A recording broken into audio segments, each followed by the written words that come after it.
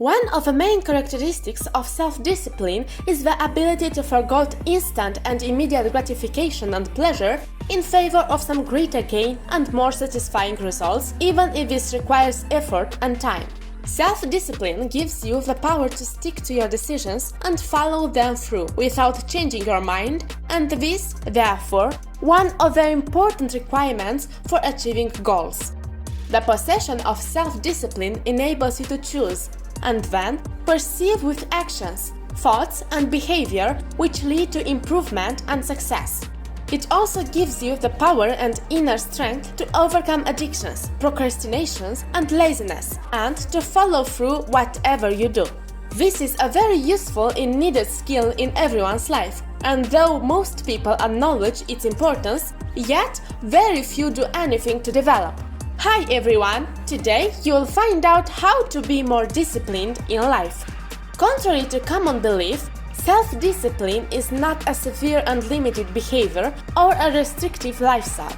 It is a very important ingredient for success, any form of success. It expresses itself as perseverance, the ability not to give up despite failure and setbacks, as self-control, and as the ability to resist temptation and distractions that tend to stand in the way of attaining aims and goals.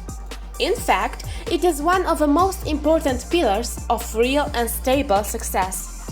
This ability leads to self-confidence, self-esteem and inner strength, and consequently to happiness and satisfaction.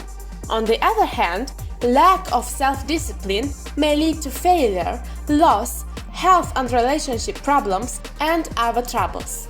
Life often presents challenges and problems on the path to success and achievement, and in order to rise above them, you have to act with perseverance and persistence, and this requires self-discipline. You use this skill to cure and overcome eating disorders, addictions, smoking, drinking, and other negative habits. Other than that, it is also an important requirement for studying and learning, for developing any skill, and for success in self-improvement, spiritual growth, and meditation. Most people acknowledge the importance and benefits of self-discipline, but very few take real steps to develop it. This ability can be strengthened and developed like any other skill, through training. Yes, you can develop self-discipline with special exercises, which you can practice at any time and place. The first question is, how do we even get motivated to start? Most of us don't want to think about our lack of discipline, let alone take a bunch of actions. Motivation should come from realizing that what we were doing wasn't working. Ignoring the problems only makes things worse. Trying to be disciplined but doing it in half only results in feeling bad about yourself. Being wholly undisciplined is causing a bunch of pain. Once you realize that you're causing yourself pain, you might develop a wholehearted intention to stop hurting yourself. You might say, okay, that's enough with making my life worse. Let's try to make it better. With that in mind, you can tell yourself that you are going to start taking small actions to make things better. Do the things that hurt you less. Push yourself into discomfort a little bit so you can get better at this over time. Get good at self-discipline with some practice.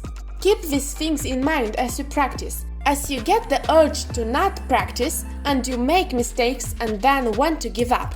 There are other good motivations as well. Wanting to help others. If you get better at exercise or healthy eating, for example, you can help your aging parents who need to get better at these things. Appreciating your life. We have a short time here on earth, and the life we have is a gift. We can appreciate it by being present, being grateful, and being purposeful about what we spend our time. Small actions. One of the most important things you can do to get better at self-discipline is to take small actions. It can seem overwhelming to tackle huge, intimidating projects, so don't. Instead, tackle easy actions. Things so small you can't say no. Have some taxes to do? Just do 5 minutes. Want to run? Just run for 10 minutes. Have a report to work on? Just do the first few paragraphs. When to declutter, just find 5 things. You'll get better at self-discipline if you focus on small tasks and break bigger projects into small tasks. Mindfulness with urges. You'll have to urge to quit doing something hard or to put it off for now. Those urges don't serve you well. Instead, develop mindfulness around those urges and see that you don't have to follow them. A good way to do that is to set a time for yourself where you can do nothing but one specific thing. For example, for the next 10 minutes, you can do nothing but to write your book chapter, or exercise, or meditate, and so on. When you have the urge to procrastinate or run to distractions, you'll easily see it because you're either writing the book or you're not. When you have the urge, tell yourself you can't follow it. You have to either write your book chapter or sit there and do nothing. Raymond Chandler used that as his simple writing system: write or nothing. I find it works. 2 very simple rules: A. You don't have to write. B. You can't do anything else, he said. The reason it works is that you're setting up a time where you do nothing else but that one specific task, and you can see your urges run away. Use this to learn to be mindful of your urges and see that you don't have to follow them. Internal training. If you combine the above items into one system of bursts or intervals, you can train yourself using interval training. 1. Set your intention to practice self-discipline and not hurt yourself anymore. 2. Set a task to focus on. Example: writing, drawing, training, meditating, and so on. 3. Set a timer for 10 minutes. 5 minutes is also fine if 10 is too long.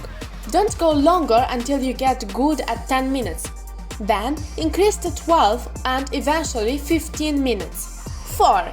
Do nothing but sit there and watch your urges or push into your discomfort by doing the task.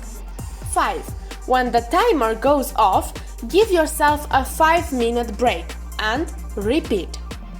You can train for several intervals or potentially for an hour or 2.